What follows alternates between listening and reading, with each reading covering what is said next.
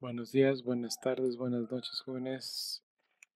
Eh, Vamos a continuar con nuestro curso. Estamos en esta ocasión viendo el tema sobre coordenadas cilíndricas en relación con lo que es el teorema de cambio de variable para integrales, en este caso triples.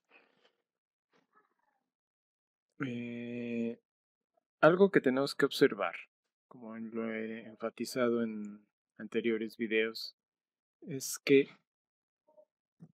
regularmente trabajamos con una región para una función, ¿sí? Es decir, una región está definida y sobre esta región se va a trabajar lo que es la transformación. Vamos a dar otra región, ¿sí? En este caso, esta. Y esta región nos va a permitir dar una transformación que una vez que sea aplicada sobre este conjunto, es decir, la transformación se aplica aquí, está definida aquí. Y el resultado se va a manifestar acá. Lógicamente tenemos analogías en cuanto a, por ejemplo, si tenemos un cilindro en este caso y una función está definida en este cilindro, este es el conjunto X, ¿sí?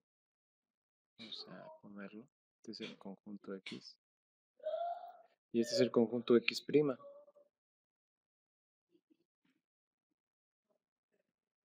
Entonces, como hemos definido, las transformaciones son transformaciones que van de X' a X, que son conjuntos en este caso que están de R3 a R3. Entonces, los valores que se toman aquí no quiere decir que de alguna manera estén dados en un cubo acá, no, sino que solamente son términos que de alguna manera nos permiten crear una transformación que sea biyectiva entre estos dos conjuntos, ¿sí? Y que a partir de esa transformación podamos nosotros hacer un cambio de variable con respecto a una función. Entonces, si estamos trabajando para un cilindro y queremos hacer un cambio de variable para este cilindro, ya sabemos que en el caso de las coordenadas polares para tener un punto, en este caso, por ejemplo, en el plano XY, basta con tener el valor de R, que sería con respecto al vector en el punto, y el ángulo de abertura del vector. Eso nos da las coordenadas en el plano XY. Pero si deseamos establecer un parámetro más en cuanto al punto, ¿sí? Necesitamos otro término, el valor de z. Aquí va a crecer un vector nuevo.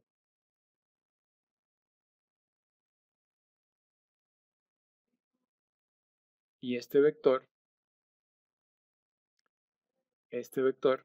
¿sí? Va a tener un ángulo de inclinación, pero bueno, es en esencia en función de cómo crece con respecto al punto. Pero lo interesante aquí es que solo necesitamos un valor de R y un valor de θ, ¿sí? El radio y el ángulo de abertura de este punto y nada más le agregamos un valor de z en altura. Y ahí de ahí obtenemos el valor del punto, ¿sí? En donde, pues simple y sencillamente, como es un valor de z constante, vertical, pues sería, en este caso, desde la perspectiva en la que estamos viendo, es un cilindro. Entonces, la cuestión de coordenadas cilíndricas, por eso lleva el nombre, ¿sí? Donde tenemos un valor constante en el término de R, ¿sí? Que es el valor sobre el cual se dibuja este disco en el plano XY, y en el momento en el que establecemos el valor de Z, pues entonces ya estamos estableciendo un cilindro. Las coordenadas cilíndricas, como lo estamos mencionando, pues se basan principalmente en las coordenadas polares y solamente añadimos el valor de Z con respecto a los términos que están dados para la altura, ¿sí? Ya sea positiva o negativa. En este caso, pues aquí se ve positiva, pero pues puede ser algo que incluya negativos y positivos, o sea, no hay un término de Z así estrictamente hablando que tenga que estar definido sobre el plano XY, no. De hecho, el cilindro pues puede ser infinito, puede ir hacia arriba infinitamente y hacia abajo infinitamente, por eso en el espacio la ecuación del cilindro es x cuadrada más y cuadrada igual a r. Por otro lado, ya pensando en la transformación, ¿sí? Viendo que las coordenadas polares son las que nos van a ayudar a generar esa transformación de coordenadas euclidianas a coordenadas cilíndricas en este caso, entonces vamos a sustituir los valores de la transformación que estarán dados por phi, psi y omega. Entonces, lógicamente, phi, psi y omega son funciones de R3 en R, ¿sí? Son las componentes de este vector. Y vamos a sustituir phi de R, teta z, donde R por el coseno de teta es igual a X, y phi es equivalente a R seno de teta, y esto es igual a Y. Y para omega, que es igual a Z, pues este también va a ser equivalente a Z. No es tan complicado el resultado de la transformación. Aquí lo que vamos a notar también es que si tenemos que la transformación está dada dentro de un paralelepípedo, ¿sí? ¿Por qué?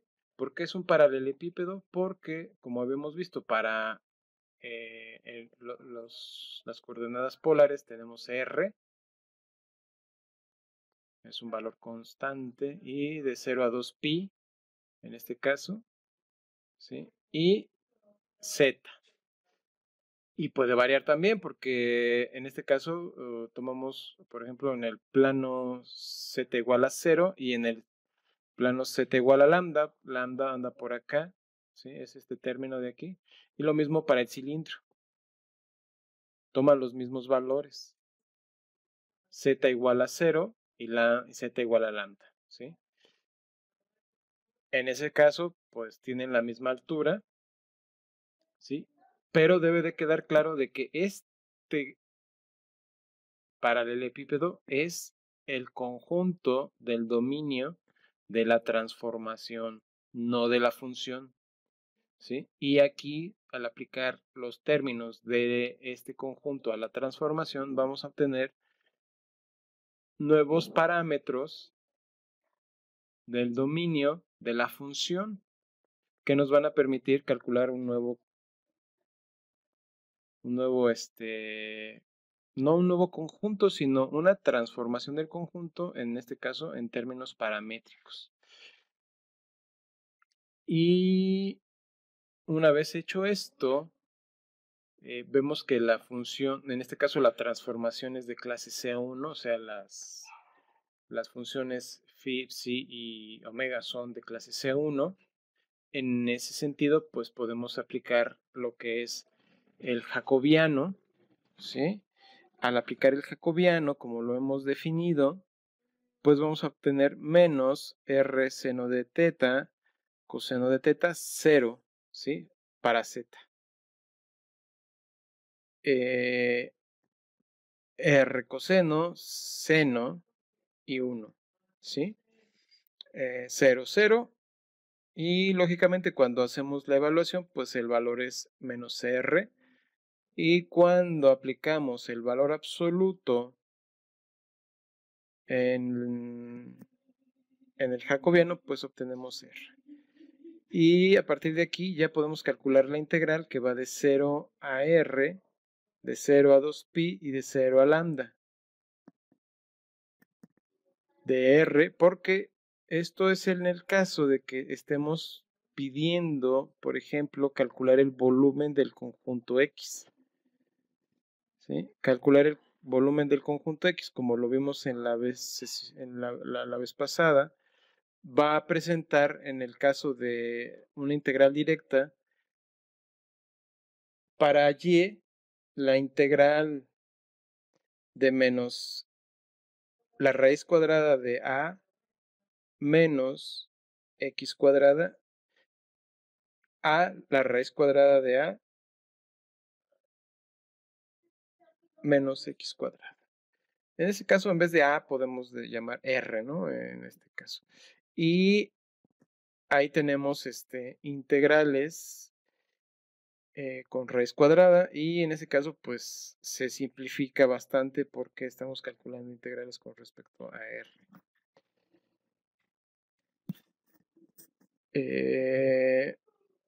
Como dijimos, r sería el valor del determinante y con esto pues ya hacemos el cambio de variables, sustituimos y pues procedemos a calcular, ¿no? En ese caso, digo, no lo terminé, no lo concluí, dado que tuvimos nuestra reunión, pero sería un buen ejercicio que ustedes lo concluyeran, ¿sí?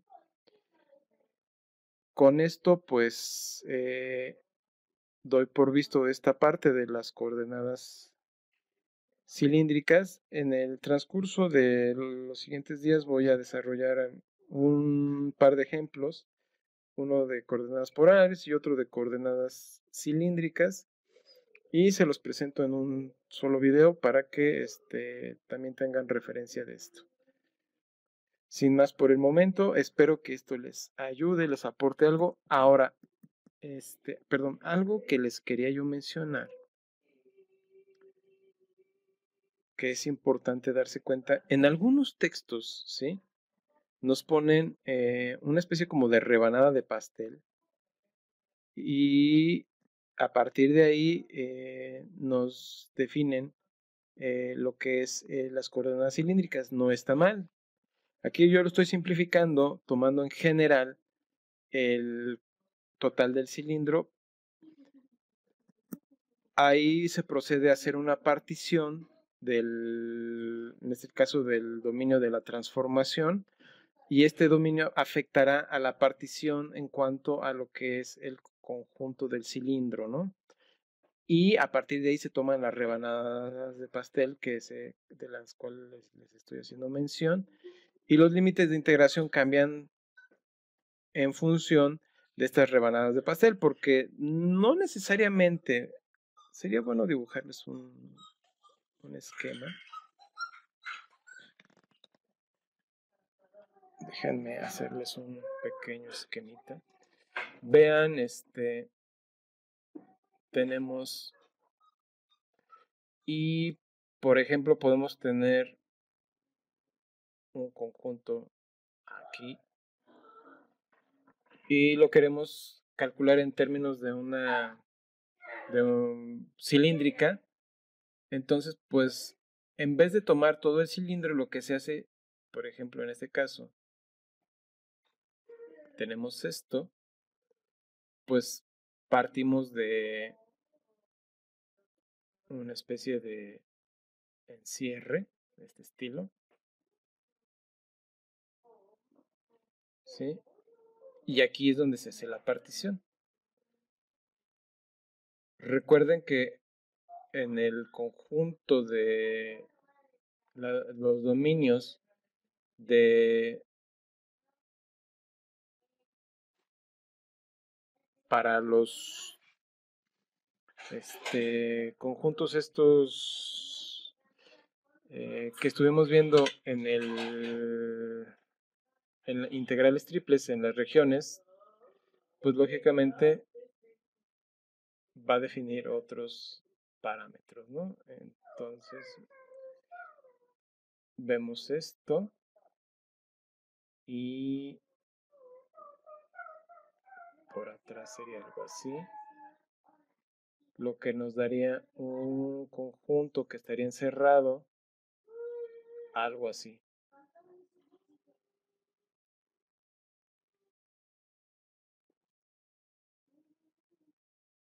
algo así.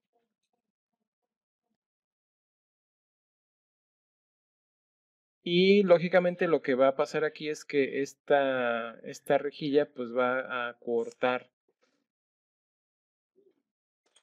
al conjunto y va a generar un volumen por ahí en un paralelepípedo. Esto se puede hacer de tal manera que nos permita crear bueno, una especie de cuadrados dentro del conjunto para calcular el volumen, en este caso, de ese cuadrado, ¿no? Y lógicamente ahí va a depender porque los límites de integración estarían dados en función de, por ejemplo, estas partes de aquí con respecto a estos, ¿no? Algo así. Entonces los límites de integración serían estos que voy a marcar en azul, más o menos, ¿no? O sea, no es que sean así. Y dados en función de lo que es el conjunto, ¿no? En este caso definido para el plano, se extrapola al, al conjunto en el sólido.